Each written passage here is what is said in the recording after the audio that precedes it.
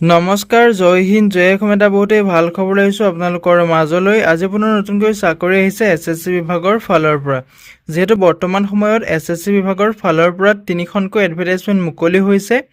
কনষ্টেবলৰ পদ দেখিবলৈ পাব, ড্ৰাইভাৰৰ পদ দেখিবলৈ পাব, লগতে আপোনালোকে SI পদসমূহ দেখিবলৈ পাব। যিহেতু গ্ৰেড 3 গ্ৰেড 4 লেভেলৰ পদসমূহ মুকলি কৰি দিছে 2025 বৰ্ষৰ কাৰণে এছএছচি বিভাগৰ ফালৰ পৰা। যিহেতু এটা বহুতেই ভাল সুবিধা আহিছে, সুযোগ আহিছে। এই পদসমূহত আপুনি কেনেদৰে আবেদন কৰিব, আবেদন কৰিবলৈ আপোনাৰ বয়সৰ সময়সীমা কিমান লাগিব, এডুকেশ্যন কোৱালিফিকেশ্যন কিমান বিচাৰিছে, লগতে আপোনালোকৰ সিলেকশ্যন প্ৰচিডিউৰটো কেনেধৰণৰ হ'ব, সম্পূৰ্ণ তথ্য ভিডিঅ'টোত আলোচনা কৰিম। ভিডিঅ'টো শেষলৈকে চাব, অলপ স্কিপ নকৰাকৈ। যদি ভিডিঅ'টো ভাল পায় তেনেহ'লে লাইক কৰিব আৰু মোৰ চেনেলটোলৈ যদি প্ৰথমবাৰ কাৰণে আহিছে তেনেহ'লে চেনেলটো ছাবস্ক্ৰাইব কৰিবলৈ নাপাহৰিব। যেহেতু এছএছচি বিভাগৰ ফালৰ পৰা প্ৰায় 12,000তকৈ অধিক পদ মুকলি হৈছে 2025 বৰ্ষৰ কাৰণে। এই পদসমূহত কেনেদৰে আবেদন কৰিব সম্পূৰ্ণ তথ্য এই ভিডিঅ'টোত আলোচনা কৰিম। ভিডিঅ'টো শেষলৈকে চাব, অলপ স্কিপ নকৰাকৈ।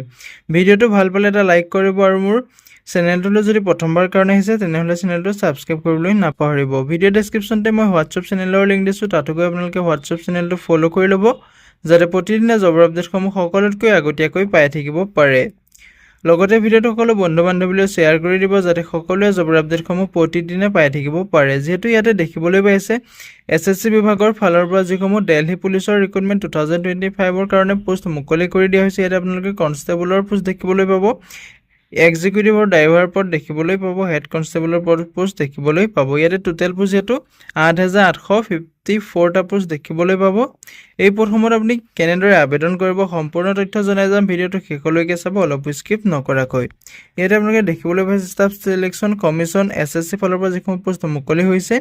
এই পোষ্টসমূহৰ আপোনাৰ লাষ্ট ডেটটো 15 আৰু 21 অক্টোবৰলৈকে লাষ্ট ডেট আছে। যদি আপুনি ইণ্টাৰেষ্টেড হয়, এলিজিবল হয়, আবেদনসমূহ কৰি ল'ব পাৰিব। ইয়াতে যিহেতু লিখা আছে staff selection commission SSC has release 3 employment notification. যিহেতু 3খনকৈ এমপ্লয়মেণ্ট নটিফিকেশ্যন মুকলি কৰি দিছে এছএছচি বিভাগৰ ফালৰ পৰা। ইয়াতে 8,554টা পোষ্ট দেখিবলৈ পাব। কনষ্টেবল আপোনালোকে ইয়াতে এক্সিকিউটিভৰ পোষ্ট দেখিবলৈ পাব, কনষ্টেবল ড্ৰাইভাৰৰ পোষ্ট দেখিবলৈ পাব, মেল এণ্ড ফিমেলৰ দেখিবলৈ পাব। যিহেতু লগতে আপোনালোকৰ হেড কনষ্টেবলৰ পোষ্টটো দেখিবলৈ পাব। যদি আপুনি ইণ্টাৰেষ্টেড হয়, এলিজিবল হয়, পদসমূহত আবেদনসমূহ কৰি ল'ব পাৰিব। ভিডিঅ' ডেছক্ৰিপশ্যনতে মই আবেদনৰ লিংক দিম, তাতে গৈ আপুনি আবেদনসমূহ কৰি ল'ব পাৰিব। ইয়াতে এছএছচি দিল্লী পুলিচ ৰিক্ৰুটমেণ্ট 2025ৰ ইয়াতে অভাৰভিউটো দিয়া আছে। 1 নম্বৰতে আছে আপোনাৰ 1 নম্বৰত আছে যিহেতু কনষ্টেবলৰ পদ মুকলি হৈছে, এক্সিকিউটিভৰ পদ মুকলি হৈছে। ইয়াতে আপুনি দেখিবলৈ পাব 7,565টা ভেকেঞ্চি দেখিবলৈ পাব। কেটেগৰীজ আপোনাৰ ভেকেঞ্চিসমূহ দিয়া আছে। ইউআৰ কাৰণে আছে 3,174টা আছে, EWSৰ কাৰণে 756টা আছে, OBCৰ কাৰণে আছে 1,608টা আছে, SCৰ কাৰণে আছে 1,386টা আছে, STৰ কাৰণে আছে 641টা আছে। লগতে আপোনালোকৰ যিটো পে স্কেলটো দিয়া আছে এই পোষ্টসমূহৰ ক্ষেত্ৰত 21,700 টকাৰ পৰা আৰম্ভ কৰি 69,100 টকালৈকে আপুনি চেলাৰীসমূহ লাভ কৰিব পাৰিব। বয়সৰ সময়সীমাৰ ক্ষেত্ৰত ক'বলৈ গ'লে 18 বছৰৰ পৰা 25 বছৰ বয়সলৈকে আপুনি আবেদন কৰিব পাৰিব। যদি আপুনি ইণ্টাৰেষ্টেড হয়, এলিজিবল হয়, আবেদনসমূহ কৰি ল'ব পাৰিব। ভিডিঅ' ডেছক্ৰিপশ্যনতে আবেদনৰ লিংক দিছোঁ, তাতে গৈ আপুনি আবেদনসমূহ কৰি ল'ব পাৰিব। এডুকেশ্যন কোৱালিফিকেশ্যনৰ ক্ষেত্ৰত ক'বলৈ গ'লে আপুনি মিনিমাম যদি 12 পাছ কৰিছে 10+2, তেতিয়া আপুনি পদসমূহত আবেদন কৰিবলৈ এলিজিবল হ'ব। ইয়াতে 2 নম্বৰত যিটো আহিছে আপোনালোকৰ কনষ্টেবল যিটো ড্ৰাইভাৰৰ পোষ্ট মুকলি হৈছে, অনলি এইটো মেলৰ কাৰণে আছে। ইয়াতে আপোনালোকৰ 737টা পদ দেখিবলৈ পাব। কেটেগৰীজ পোষ্টসমূহ দিয়া আছে। ইউআৰ কাৰণে আছে 351টা পোষ্ট আছে, EWSৰ কাৰণে আছে 73টা আছে, OBCৰ কাৰণে আছে 117টা আছে, SCৰ কাৰণে আছে 87টা আছে আৰু STৰ কাৰণে আছে আপোনালোকে 56টা পোষ্ট দেখিবলৈ পাব। এই পদসমূহৰ ক্ষেত্ৰতো আপোনালোকৰ চেলাৰীটো ছেম থাকিব। 21,700 টকাৰ পৰা আৰম্ভ কৰি 69,100 টকালৈকে আপুনি চেলাৰীসমূহ লাভ কৰিব পাৰিব। বয়সৰ ক্ষেত্ৰত ক'বলৈ গ'লে এই পদটোত আপোনালোকে 21 বছৰৰ পৰা 30 বছৰ বয়সলৈকেহে আবেদন কৰিব পাৰিব। লগতে আপোনাৰ এডুকেশ্যন কোৱালিফিকেশ্যনটো এইটো পোষ্টৰ ক্ষেত্ৰতো আপোনাৰ ছিনিয়ৰ ছেকেণ্ডাৰী বিচাৰিছে। 10+2 যদি আপুনি কোৱালিফাই কৰি থৈছে, আপুনি যদি 12 পাছ কৰিছে, তেতিয়া আপুনি এই পোষ্টটোত আবেদন কৰিব পাৰিব।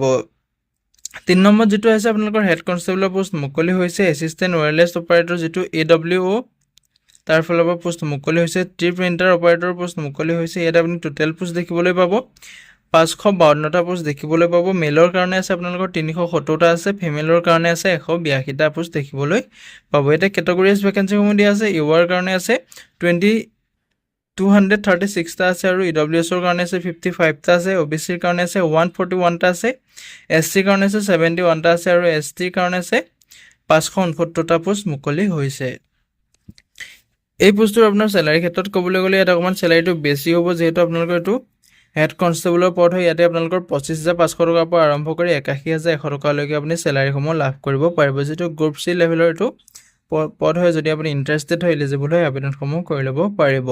বয়সৰ সময়সীমাৰ ক্ষেত্ৰত ক'বলৈ গ'লে 18 বছৰৰ পৰা 27 বছৰ বয়সলৈকে আপুনি এইটো পদত আবেদন কৰিব পাৰিব। লগতে আপোনালোকৰ এডুকেশ্যন কোৱালিফিকেশ্যন এই পদটোৰ ক্ষেত্ৰতো আপোনাৰ 10+2 হ'লে আপুনি আবেদনসমূহ কৰিব পাৰিব। যদি আপুনি ইণ্টাৰেষ্টেড হয়, এলিজিবল হয়, পদসমূহৰ প্ৰতি আবেদনসমূহ কৰি ল'ব পাৰিব। ভিডিঅ' ডেছক্ৰিপশ্যনতে আবেদনৰ লিংক দিম, তাতে গৈ আপুনি আবেদনসমূহ কৰি ল'ব পাৰিব। নেশ্যনেলিটিটো আপোনালোকৰ ইয়াতে যিহেতু চিটিজেন অফ ইণ্ডিয়া হ'ব লাগিব, তেতিয়াহে আপুনি আবেদন কৰিব পাৰিব। যিটো SSC দিল্লী পুলিচৰ ৰিক্ৰুইটমেণ্ট মুকলি হৈছে, তাতে আপুনি চিটিজেন্স অফ ইণ্ডিয়া হ'লেহে আপুনি আবেদনসমূহ কৰিব পাৰিব। লগতে আপুনি প্ৰতিটো পোষ্টৰ ক্ষেত্ৰত আপোনাৰ এজ ইলেকশ্যনসমূহো দিয়া আছে। ইয়াতে SC ST হ'লে আপুনি 5 বছৰকৈ এজ ইলেকশ্যন ল'ব পাৰিব। OBC হ'লে 3 বছৰকৈ এজ ইলেকশ্যন ল'ব পাৰিব। এক্স ছাৰ্ভিচমেন হ'লেও 3 বছৰকৈ এজ ইলেকশ্যন ল'ব পাৰিব। এপ্লিকেশ্যন ফিজটোৰ ক্ষেত্ৰত ক'বলৈ গ'লে ইউআৰ OBCৰ ক্ষেত্ৰত 100 টকাকৈ এপ্লিকেশ্যন ফিজ কাটিব লাগিব। বাকী কেণ্ডিডেটৰ কাৰণে ইয়াতে কোনো ধৰণৰ এপ্লিকেশ্যন ফিজ কাটিব নালাগে। ওমেন SC ST PWD বা ESMৰ হয়, তেতিয়া আপুনি ইয়াত কোনো ধৰণৰ এপ্লিকেশ্যন ফিজ কাটিব নালাগে। হাউ টু এপ্লাই ক্ষেত্ৰত ক'বলৈ গ'লে ভিডিঅ' ডেছক্ৰিপশ্যনে মই আবেদনৰ লিংক দিম, তাতে গৈ আপুনি আবেদনসমূহ কৰি ল'ব পাৰিব। যদি আপুনি ইণ্টাৰেষ্টেড হয়, এলিজিবল হয়, আবেদনসমূহ কৰি ল'ব পাৰিব।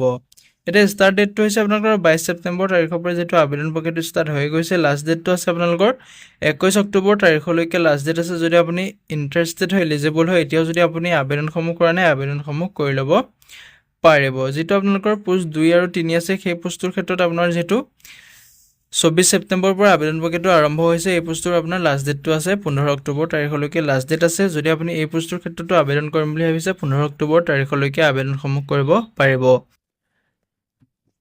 ইয়াতে পুনৰতে আপোনালোকে দেখিবলৈ পাইছে SSC CPO ৰিক্ৰুইটমেণ্ট 2025ৰ ফালৰ পৰা যিহেতু মই কৈছিলোঁ যে SI পোষ্ট মুকলি হৈছে, ছাব ইনস্পেক্টৰৰ পোষ্টটো মুকলি হৈছে। ইয়াতে আপোনালোকে যিহেতু গম পালে বৰ্তমানলৈকে আপোনাৰ SSC বিভাগৰ ফালৰ পৰা যিহেতু 4খনকৈ নটিফিকেশ্যন আহিছে, বৰ্তমান 3খনৰ কথা আমি আলোচনা কৰিলোঁ। লাষ্ট নটিফিকেশ্যনখন হৈছে আপোনালোকৰ SSC CPO ৰিক্ৰুইটমেণ্ট 2025ৰ ফালৰ পৰা যিহেতু 3073টা ছাব ইনস্পেক্টৰ পোষ্ট মুকলি কৰিছে। এই পোষ্টসমূহতো আপুনি অনলাইন মাধ্যমেৰে আবেদনসমূহ কৰিব পাৰিব।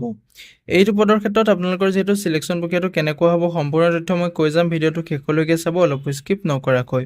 ইয়াতে লিখা আছে, যিহেতু আপোনালোকে দেখিবলৈ পাইছে, ষ্টাফ চিলেকশ্যন কমিশ্যনৰ যিটো পোষ্ট মুকলি হৈছে, SI পোষ্ট মুকলি হৈছে।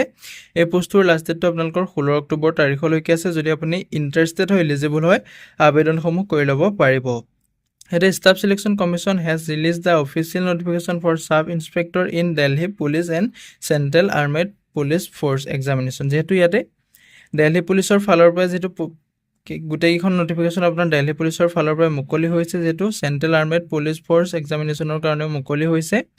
যিহেতু আপোনালোকে গম পাইছে, কনষ্টেবলৰ পোষ্ট মুকলি হৈছে, ড্ৰাইভাৰৰ পদ মুকলি হৈছে, হেড কনষ্টেবলৰ পোষ্ট মুকলি হৈছে। লগতে আপোনালোকে ইয়াতে SI পদসমূহো দেখিবলৈ পাব। ইয়াতে 3073টা ছাব ইনস্পেক্টৰৰ ভেকেঞ্চি মুকলি হৈছে। এই পদসমূহ এটা অভাৰভিউ দিয়া আছে। আপোনালোকৰ যিটো নেম অফ পোষ্টটোৰ নাম হৈছে যিটো ছাব ইনস্পেক্টৰৰ পোষ্ট হয়। ইয়াতে আপোনালোকৰ টোটেল পোষ্ট দেখিবলৈ পাব 3073টা পোষ্ট দেখিবলৈ পাব, যিটো আপোনাৰ টেণ্টেটিভ হৈ আছে। আৰু বৰ্তমান আপোনাৰ পোষ্ট যদি বাঢ়ে, ইয়াতে দিয়া হ'ব। ইয়াতে আপোনাৰ যিটো আপোনাৰ CAPFৰ ৱাইজ আপোনাৰ ভেকেঞ্চিসমূহ দিয়া আছে। দিল্লী পুলিচত আছে আপোনালোকৰ 212টা পোষ্ট আছে। CRPFত আছে আপোনালোকৰ 1029টা পোষ্ট আছে। BSFত আছে আপোনালোকৰ 223টা আছে। ITBPত আছে আপোনালোকৰ 233টা আছে। আৰু CISFত আছে আপোনালোকৰ 1294টা পোষ্ট আছে। যদি আপুনি ইণ্টাৰেষ্টেড হয়, এলিজিবল হয়, যদি আপুনি আবেদন কৰিব বিচাৰে, আবেদনসমূহ কৰি ল'ব পাৰিব। লগতে আপোনাৰ SSBটো আছে, 82টা পোষ্ট দেখিবলৈ পাব। যিহেতু SI পোষ্টসমূহ মুকলি হৈছে, এই পোষ্টসমূহৰ ক্ষেত্ৰত আপোনালোকৰ এডুকেশ্যন কোৱালিফিকেশ্যন যিহেতু গম পায়, যিহেতু গ্ৰেজুৱেশ্যন হ'লেহে আপুনি SI পদসমূহত আবেদন কৰিব পাৰিব। এতিয়া বয়সৰ সময়সীমাটো দিয়া আছে, আপুনি 20 বছৰৰ পৰা 25 বছৰ বয়সলৈকে এই পদসমূহত আবেদন কৰিব পাৰিব। লগতে আপুনি এজ ইলেকশ্যনসমূহ লাভ কৰিব পাৰিব। SC ST হ'লে আপুনি 5 বছৰকৈ এজ ইলেকশ্যন লাভ কৰিব পাৰিব। OBC হ'লে আপুনি 3 বছৰকৈ এজ ইলেকশ্যন লাভ কৰিব পাৰিব। লগতে এক্স ছাৰ্ভিচমেন হ'লেও আপুনি 3 বছৰকৈ এজ ইলেকশ্যন লাভ কৰিব পাৰিব। এতিয়া এডুকেশ্যন কোৱালিফিকেশ্যন যিহেতু মই কৈছোঁৱে, গ্ৰেজুৱেশ্যন হ'লেহে আপুনি পদটোত আবেদন কৰিব পাৰিব। যদি আপুনি ইণ্টাৰেষ্টেড হয়, এলিজিবল হয়, আবেদন কৰিব পাৰে। যদি আপুনি গ্ৰেজুৱেশ্যনটো কমপ্লিট কৰি থৈছে, তেতিয়া আপুনি পদটোত আবেদনসমূহ কৰিব পাৰিব। এপ্লিকেশ্যন ফিজটোৰ ক্ষেত্ৰত ক'বলৈ গ'লে, যিসকল UR OBC MOBCৰ কেণ্ডিডেট আছে, তেওঁলোকে 100 টকাকৈ এপ্লিকেশ্যন ফিজ কাটিব লাগিব। বাকী যিসকল কেণ্ডিডেট আছে SC ST OMN government candidate x servicemen হয় তেওঁলোকে ইয়াত কোনো ধৰণৰ এপ্লিকেশ্যন ফিজ কাটিব নালাগে পে'মেণ্ট মোডটো আপোনালোকে অনলাইন মাধ্যমেৰে পে'মেণ্ট কৰিব পাৰিব debit card credit card net banking যিকোনো মাধ্যমেৰে আপুনি পে'মেণ্ট কৰিব পাৰিব আজিলৈ ভিডিঅ'টো ইমানেই আছিলে যদি ভিডিঅ'টো চাই ভাল পালে এটা লাইক কৰিব আৰু মোৰ চেনেলটোলৈ যদি প্ৰথমবাৰ কাৰণে আহিছে তেনেহ'লে চেনেলটো ছাবস্ক্ৰাইব কৰিবলৈ নাপাহৰিব প্ৰতিটো পোষ্টৰ মই এপ্লিকেশ্যনৰ লিংক মই ভিডিঅ' ডেছক্ৰিপশ্যনতে দি দিম যদি আপুনি ইণ্টাৰেষ্টেড হয় এলিজিবল হৈ পদসমূহৰ প্ৰতি আবেদনসমূহ কৰি ল'ব পাৰিব ইয়াতে যিহেতু ষ্টাৰ্টিং ডেটটো দেখিবলৈ পাইছে 26 ছেপ্টেম্বৰ তাৰিখৰ পৰা যিহেতু আবেদন প্ৰক্ৰিয়াটো ষ্টাৰ্ট হৈ গৈছে যিহেতু যোৱাকালিৰ পৰা আবেদন প্ৰক্ৰিয়াটো ষ্টাৰ্ট হৈ গৈছে যিটো SI পদ হয় সেই পদসমূহৰ আপোনাৰ যোৱাকালিৰ পৰা আবেদন প্ৰক্ৰিয়াটো ষ্টাৰ্ট হৈ গৈছে 16 অক্টোবৰ তাৰিখলৈকে আপোনাৰ আবেদন প্ৰক্ৰিয়াটো চলি থাকিব যদি আপুনি ইণ্টাৰেষ্টেড হয় এলিজিবল হয় আবেদনসমূহ কৰি ল'ব পাৰিব আজিলৈ ভিডিঅ'টো ইমানেই আছিলে যদি ভিডিঅ'টো ভাল পালে এটা লাইক কৰিব আৰু মোৰ চেনেলটোলৈ যদি প্ৰথমবাৰ কাৰণে আহিছে